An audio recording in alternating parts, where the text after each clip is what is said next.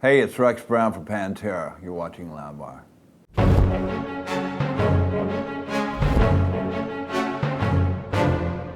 Hey everyone, it's Joe from Loudwire, and Graham is on vacation, so I'm filling in for him on Wikipedia Fact or Fiction. Poor dude. Oh, I know. Poor you. We got some dirt to go through. Oh my I'm sitting next to goodness. Rex Brown, in case you didn't know who this face was. Thanks for sitting down with us. How are you? Pretty good. How about you? I'm killing, man. This is how it works. Went through your Wikipedia page, Pantera's Wikipedia page, all the albums, everything, and then we're going to see what's true and what's not true about you on the internet. Let's do it.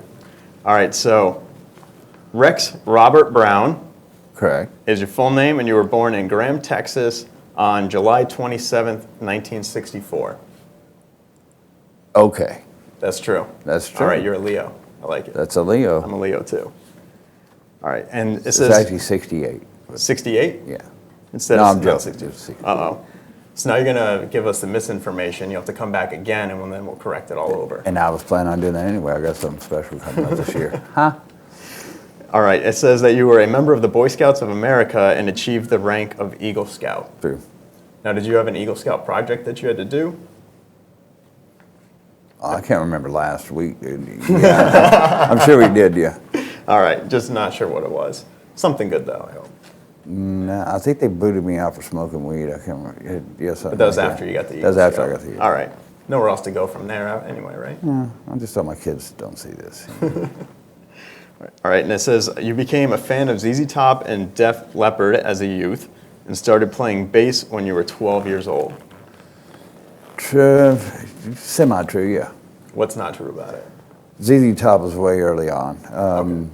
Yeah, so that's Now, it. what made you pick up the bass? Too many guitar players, and I played in the lab band in 7th grade, and I knew how to play. I've been playing guitar since I was like 9 years old.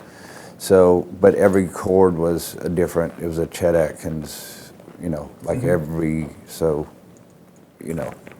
downbeat was a different chord, and there was all these insane chords, and I was like, well, I know the bass clef really well because I played tuba of all things. Tuba. All-state. All-state tuba. That's where I knew Vinnie Paul from. All right, from tuba to Pantera. Tuba to Pantera. Hell of a transition. Not really. You joined Pantera in 1982 with your classmate from the high school jazz band, drummer Vinnie Paul, guitarist Dimebag Darrell, then known as Diamond Darrell, and vocalist Terry Glaze. That's true. All right, so that one's true. So let's jump forward a little bit. When Metallica released their self-titled album in 1991, Pantera considered it a letdown to fans because they believed Metallica abandoned the thrash metal sound heard in previous albums, and that now Pantera felt they had an opportunity to fill that gap, and they wanted to make the heaviest record of all time. Very true. Definitely. So what didn't you like about the Black Album? Wasn't that I didn't like the Black Album. We just found there was a little crack in the door that we could maybe slip through. And so we had all these insane riffs that actually just came together really, really quick in the studio, and that was Vulgar. We had a couple of things left over from Cowboys, and we started on those first, and I can remember the whole recording process for Vulgar like it was yesterday. It just happened organically and like that. And it was just, we couldn't believe what we had just done. So you knew that. And so we were hoping we could slip through that crack, and we did. Because you knew that you had a new sound, and then Metallica abandoned the heavier Absolutely. one. Somebody needed to pick up the we reins. had just played 338 days on the Cowboys run and went directly into the studio. I think we might have had 3 weeks off. Wow. So we were red freaking hot, We were smoking. Definitely. Now, according to Vinnie Paul, the man on the cover of Vulgar Display of Power was paid $10 a punch, and he was hit in the face 31 times. This is one of the most widely disputed. 32 times. 32. Yes. All right, because we had Vinny in here the other week, and he said 31. I saw it yesterday. Because when it was on before, it was 30. He said it's 31. I thought now it was it's 32. more like 75, but I can't remember. Who knows how many times? What did this face look like afterwards? We weren't there. Okay, so this is just kind of Somebody, I can't remember the guy's name at the record company that did the artwork. It was, the guy, he got hit a bunch. Let's just say that. Yeah, anything over 2 is a lot, right? For getting decked in the face. Yeah, just they were trying to find the right camera angle, I think. All right, so I found a contradiction. These are always fun. Okay. For Cowboys from Hell, you were credited simply as Rex. Correct. And it wasn't until 94, Far Beyond Driven, that you used Rex Brown. But it also said that in 92, that it was around this time that Darrell Abbott dropped the nickname Diamond Darrell and assumed Dimebag Darrell, and Rex Brown dropped the pseudonym Rex Rocker.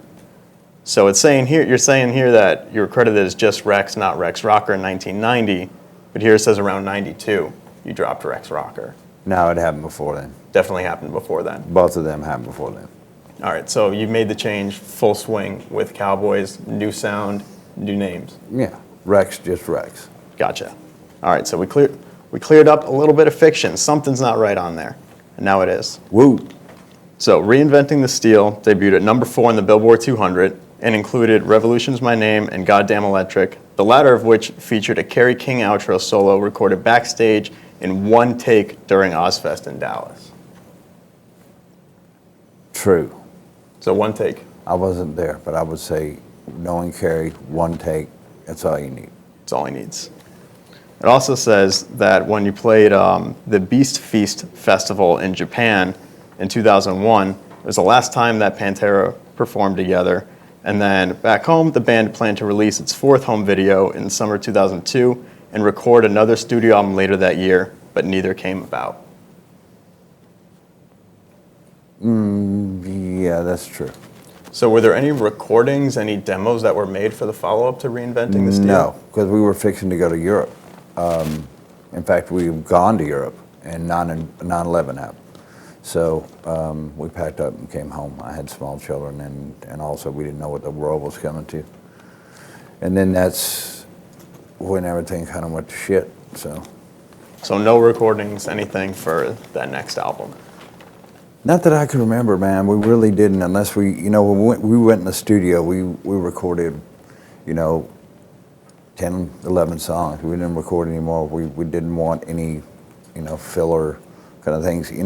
I said we had a couple of ideas left over from Cowboys. That, there was always an idea left over. Maybe like a riff or two? Yeah, like here and there. And then we would build upon that because it was familiar ground to go into, the next thing. But that, we always wanted to take a real fresh approach, not listen to anything else, outside of what we were doing, and focus on the Pantera sound. Now, it says the Abbott brothers and Pantera crew members claimed that they tried numerous times to contact Phil Anselmo over the phone to reorganize Pantera, but Anselmo maintains that they never called him. And then, caught up in the torrent was you, who later said it was a bunch of he said, she said nonsense that was going on, and I wasn't going to get in the middle of it. There's a bunch of stuff that went back and forth between Vinnie, Paul, and Philip in the press, and I wasn't very thrilled with it. I thought it was, at the time, I didn't feel that was necessary. We could have taken care of those problems. In private. And, yeah, like we always had, And Philip had a million ideas of different things he wanted to do.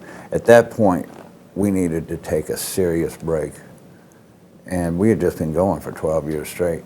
We needed to take a break, refocus. What are we going to do with this next phase of our career?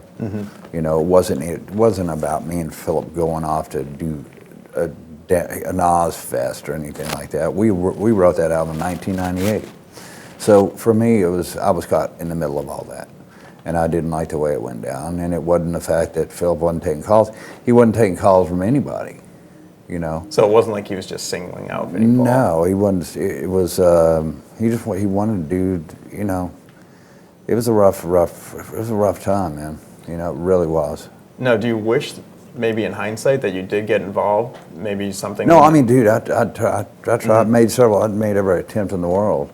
And of course, I did talk to him, and I had him call, and I didn't have him call. I think they talked that I wasn't privy to at the time. But like I said, I just had, my kids were just born in 2000. I was watching them grow, man. Yeah, I'd just been on the road. Too. We busted ass for 5 years before we even got our foot in the door. So for me, I certainly needed a break. You know, I think we all definitely needed a break. You know, Yes. padded cells and. Well, thanks, Rex, for sitting down, playing Wikipedia Fact or Fiction, clearing some stuff up, got some good stories in there. Thank you, brother. It was a good time. Loudwire. Check it out.